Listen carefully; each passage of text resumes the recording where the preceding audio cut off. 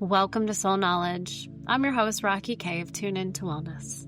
We are souls having a human experience, and this podcast is where we remember that. Your soul has lived lifetimes. It has a history, a purpose, and a wisdom that goes deeper than anything your mind can analyze.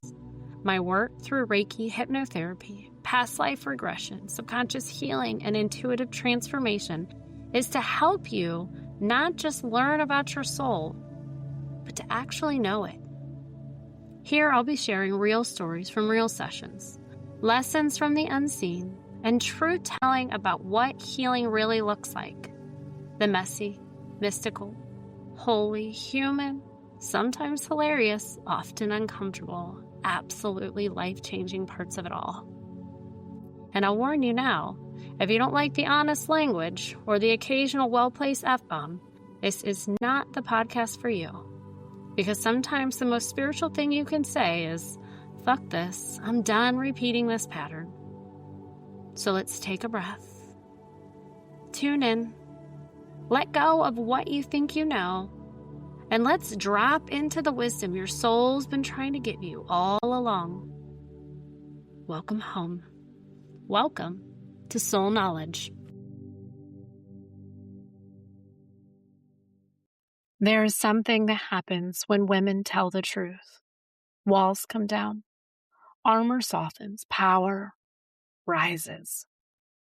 Soul Speak is an event that is happening Sunday, March 29th from 4 to 7 p.m. And this is not just another event. It's an experience. Powerful women, powerful stories, transformation in real time. We'll sip mocktails, share munchies, connect deeply, and witness what happens when women gather with intention. If you're ready to feel inspired, expanded, and reminded of your own strength, this is your invitation. Soul Speak. Be in the room. And if you're finding this after March 29th, I can assure you there will be more. So please check our website and save your spot, buy your ticket, and join us. Welcome back to the Soul Knowledge Podcast. I am Rocky K with Tune Into Wellness. Today begins a very special series of episodes, and it's a big chunk of my story. Not necessarily easy parts of my story to tell you, but I feel there is a bigger understanding of why I'm meant to share my stories. So, before we get in, I just want to say that part of my story and this part that we're going to do today is another story. In this first part, I'm going to be sharing what happened to my Aunt Loretta, who was murdered by her stalker. In part 2, I'll share my personal story of being stalked. And then finally, in part 3, I'll talk about the connection between our stories, the meaning I've made of it, and the ancestral healing that needed to happen. There's a lot I've kept close to my heart, and a lot I haven't shared publicly until now. As we step into this first part, I want you to know something that's really important. This is my recollection. I was 13 years old when it happened, and we all carry our own perceptions of traumatic events. This is my lived memory, how I learned about it, what I witnessed, and what I came to understand over time. This is her story. I remember coming home from school one afternoon, I think it was a Tuesday.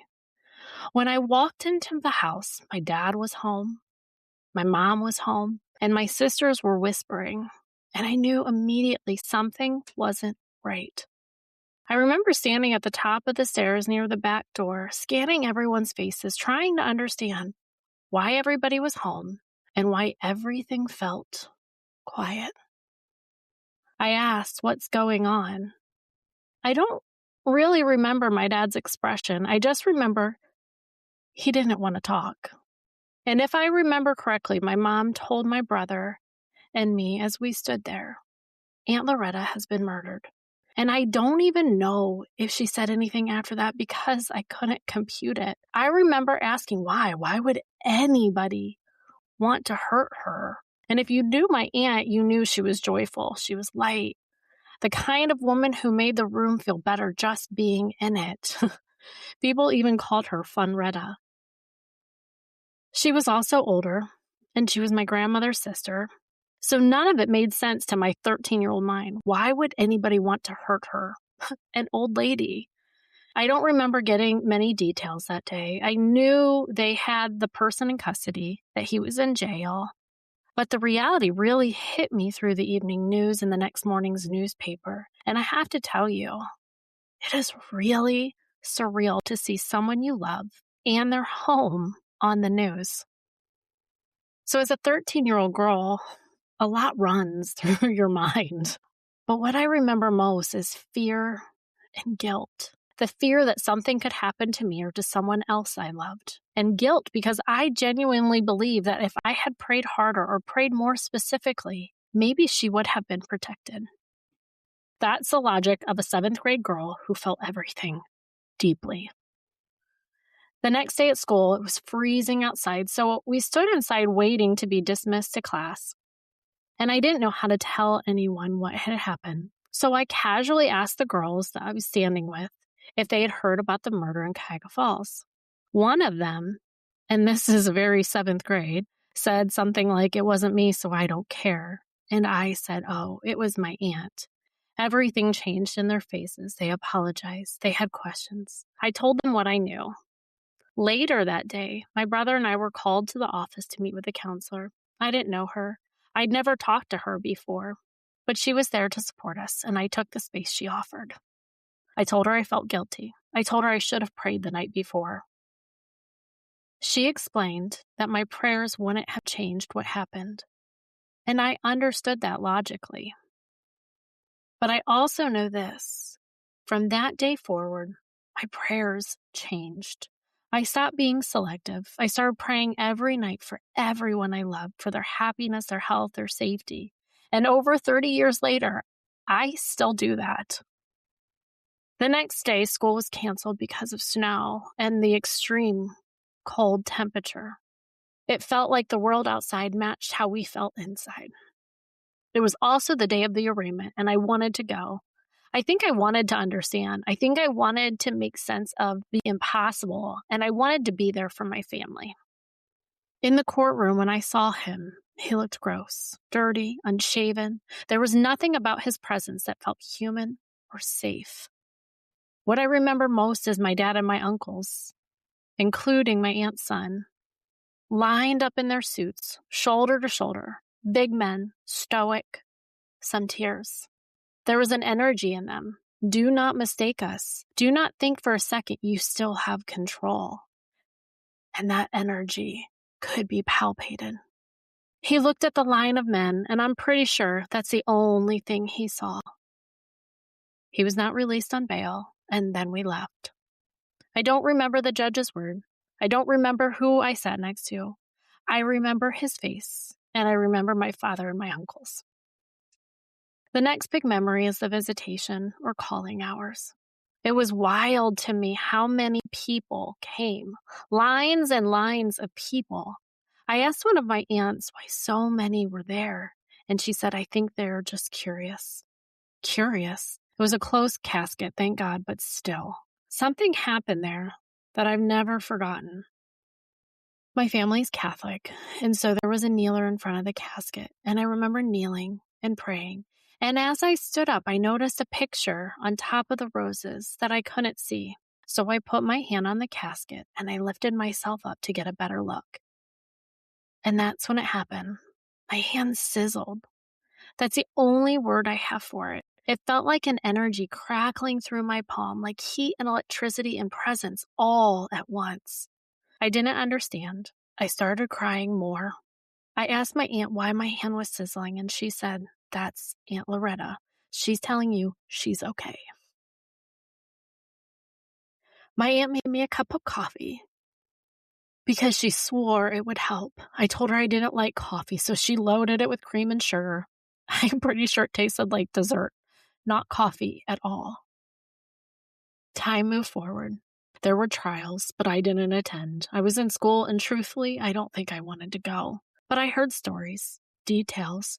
One thing I remember hearing, a man who had been in jail cell with the killer testified. The killer thought this man was some kind of serial killer being moved into a cell, so he told him everything. And that man took the stand and repeated what he'd been told, and he broke down crying. He said something along the lines, I steal things. I don't hurt women or children. I don't hurt people. I take their things. And what he did was awful. The killer's brother testified too. He was an accomplice. He helped him go back and clean up. We learned that after the murder, the killer went to a bowling alley bar he hung out and bragged about what he'd done.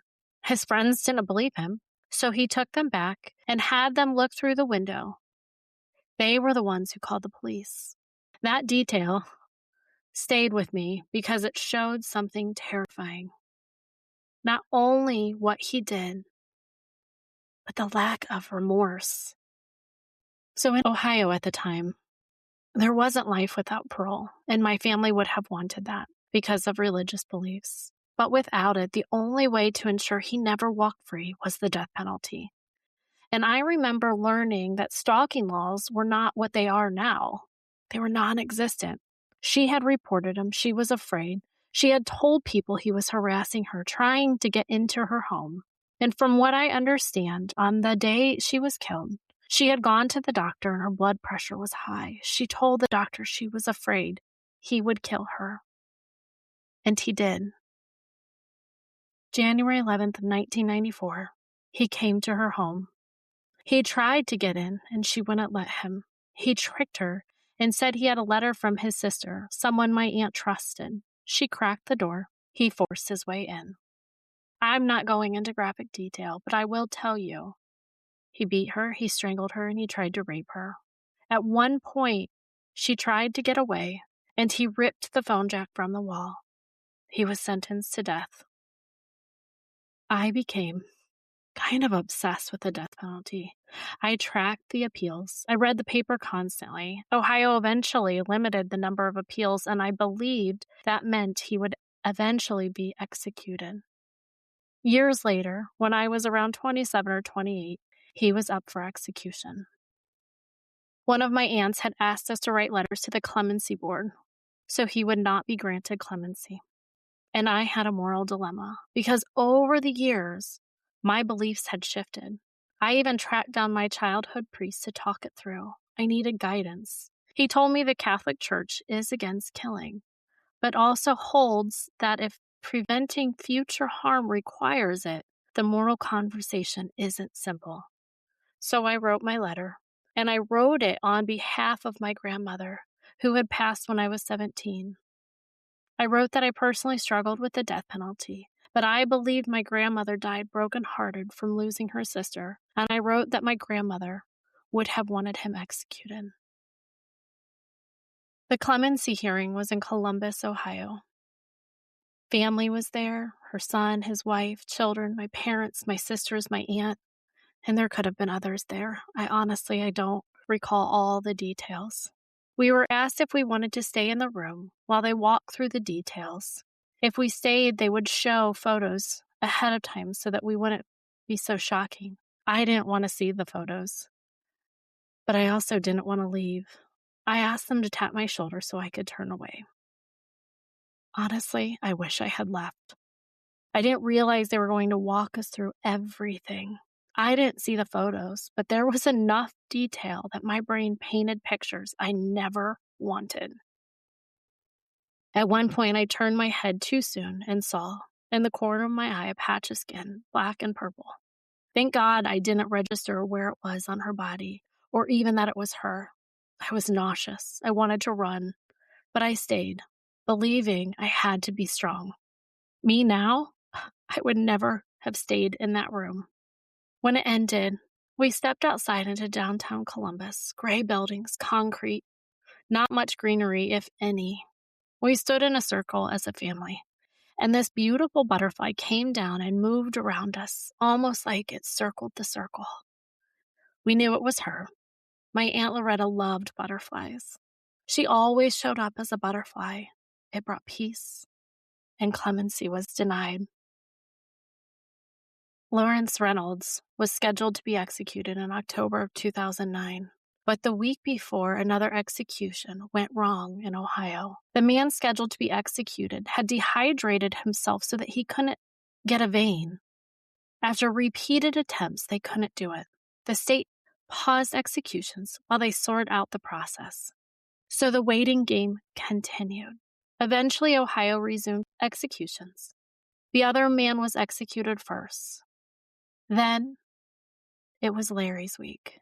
He was scheduled for a Tuesday, but on Monday, the family advocate called. He had attempted to kill himself. He had hoarded medication and taken it all. The state spent thousands saving his life to execute him that Thursday. That's a whole conversation about the justice system, and trust me, I've got thoughts. And I could talk about it for a long, long time. I also remember he was not apologetic. His final words carried the energy of control, not remorse. And there were other things too, like him writing a woman while imprisoned in a way that felt threatening, meant to create fear. Even behind bars, he was reaching outward. He was 27 when he murdered my 67-year-old aunt. He got to choose his last meal. Do you think my aunt got to choose hers? No. From what I remember, she had fast food in the microwave, something she'd been heating up when he came into her home.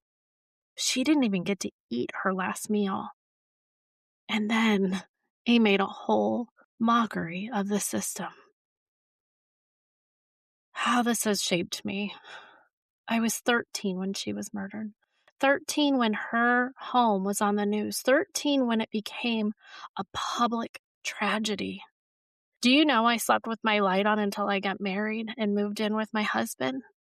I slept with the light on because I was afraid of the dark, afraid of someone hurting me, and also afraid of spirits because I felt my aunt around me so much. I remember clutching my rosary as a teenager, praying for the fear to leave my body so I could sleep.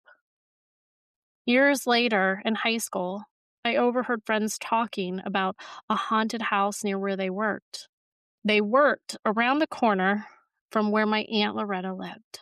I asked what house they meant, and they looked at me and said, "Your aunt's house."